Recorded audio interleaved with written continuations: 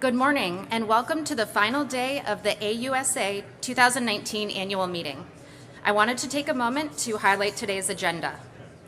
Today, the Innovators Corner will have the top 12 finalists from X-Tech Search 2.0 showcasing their technology concepts at their individual booths here in the area. In addition, throughout the day, you will also be hearing from various keynote speakers, a panel discussion on how to do business with the Army, and a talk from the X-Tech Search 1.0 Grand Prize winning company, Adranos Incorporated, returning to share their journey since participating in the inaugural X-Tech Search contest. The Honorable Dr. Bruce Jetty, the Assistant Secretary of the Army for Acquisition, Logistics, and Technology, and Dr. Thomas Russell, the Deputy Assistant Secretary of the Army for Research and Technology, will be announcing the winner of X-Tech Search 2.0 and the finalists for X-Tech Search 3.0 beginning at 3:30 here on the Innovators Corner stage. Before I invite up our keynote speaker, we'd like to show you a brief video from the Combat Capabilities Development Command.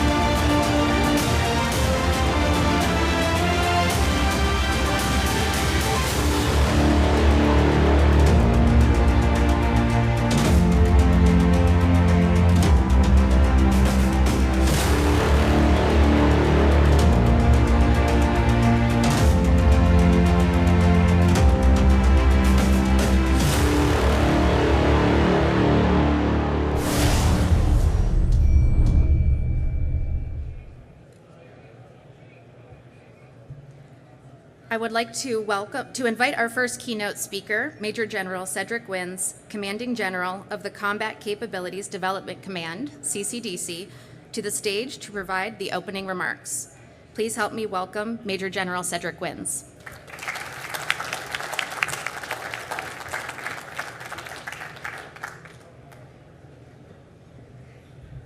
Okay, good morning. How's everybody doing? Good to be here.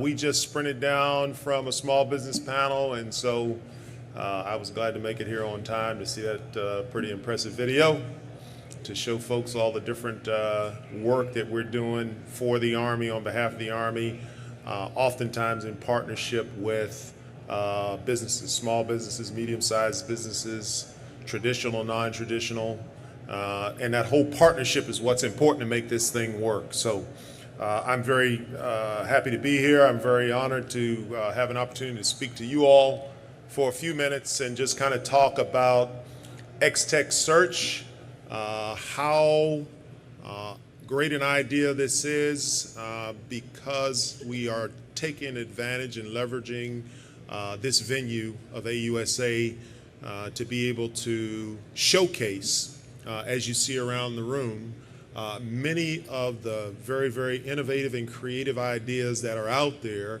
that we are trying to capture to work with folks to help us solve military problems. One of the things that I talked about up at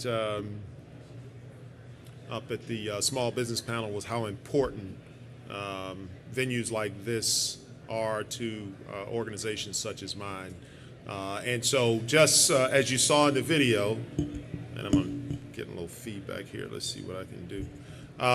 Just as you saw in the video, we have an organization that consists of about 14,000 people, engineers, scientists, uniformed folks, analysts, and technicians who are all about developing technology that will produce and enable the capability for the United States Army. And a lot of that is done in partnership with the business community, with the academic community, so on and so forth.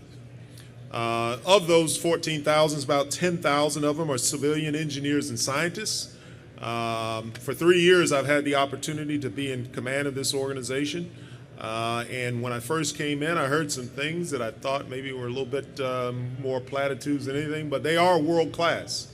Many of them are experts in what they do.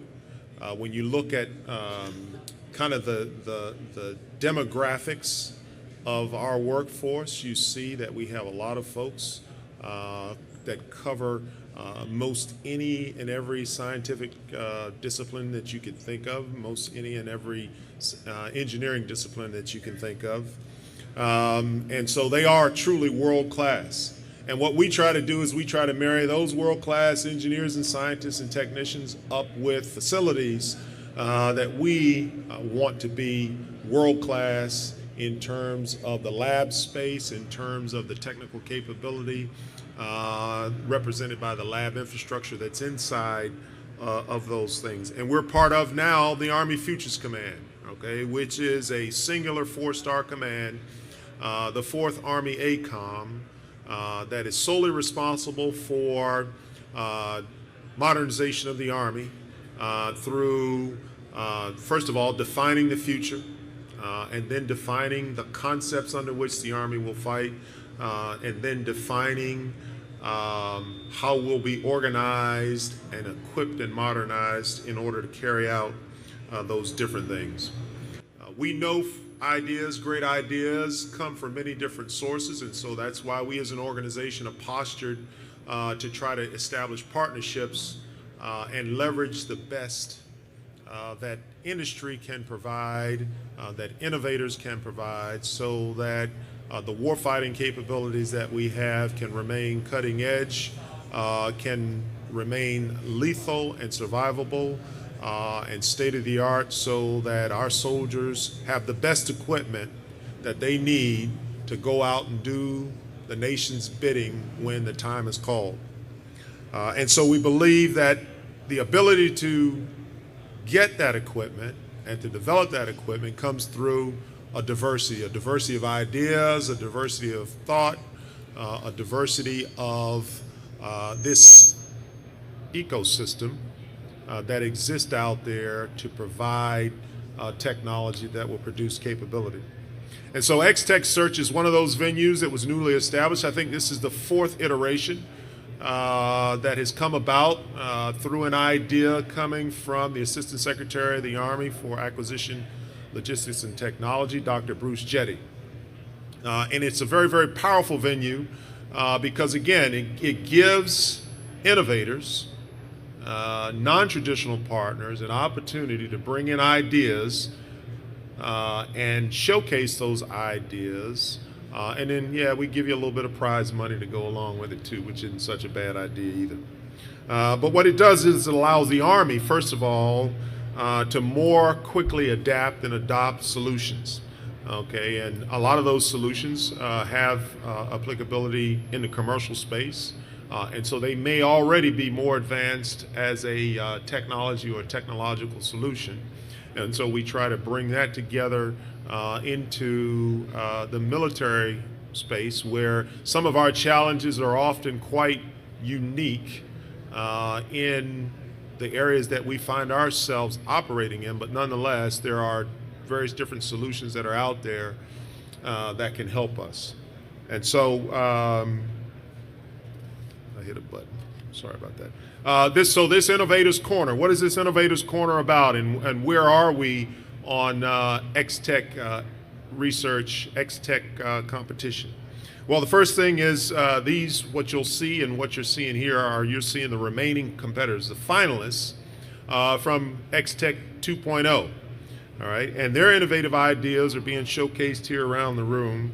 And at some point later today, there will be a grand prize winner that is selected for this round, phase 2 of X-Tech. And that will be done by the Assistant Secretary of the Army for Acquisition Logistics Technology, Dr. Bruce Jetty, as was mentioned earlier. And so he'll announce that grand prize winner for 2.0. We've already had one winner from 1.0, and then the competitors for 3.0 who will continue to advance, they will be announced as well. And so the prize money certainly will incentivize folks. It will incentivize us for continued participation in the X-Tech search, we believe. But I think more importantly, what it will do is it will continue to solidify the relationships that have to occur and have to exist that result in collaboration. One of the huge benefits of the organization that I'm a part of is that connecting with our labs through the various different means that we have give you an opportunity to bring your ideas to the table. It also allows you to have access at times to the intellectual property that we've developed, but to set up the integrity of where your intellectual property can be protected under the right framework. But we willingly share ours with you, because to house it and to husband it and hold it to ourselves is of no use to us.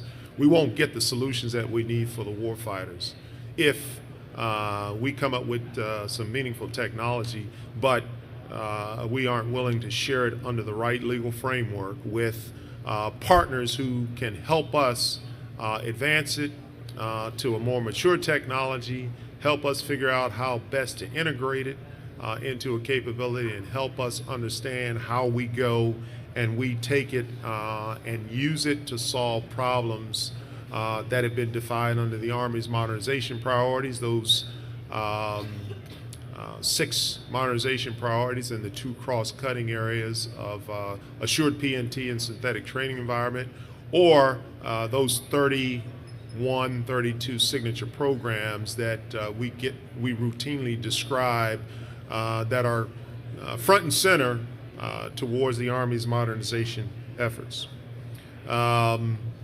It gives us an ability to work with you all to rapidly and innovatively offer your solutions and bring them to the table. It also gives us an opportunity to share feedback with our engineers and scientists through these arrangements. And I think that that shared feedback and shared understanding can be powerful for both you all and us. And so we're excited about this.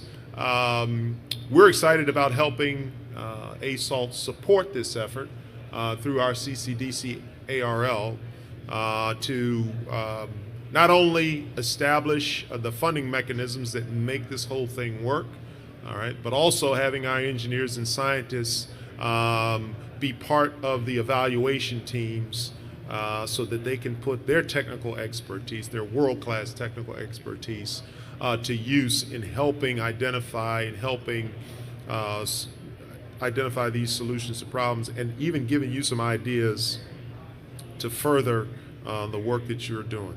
So I would like to just tell you, again, reemphasize how powerful I believe this is for this community, to really make sure that you all understand that we really are about collaborating with industry. We're about collaborating with small businesses, traditional and non-traditional partners, so that we can advance things and get to the right solution. So with that, I would like to just say thank you for what you do. Thank you for making a contribution and showing an interest to the warfighter, and that with our partnership, we will be able to stay on the cutting edge to have the world's best and most lethal Army that the world has seen. So thank you very much.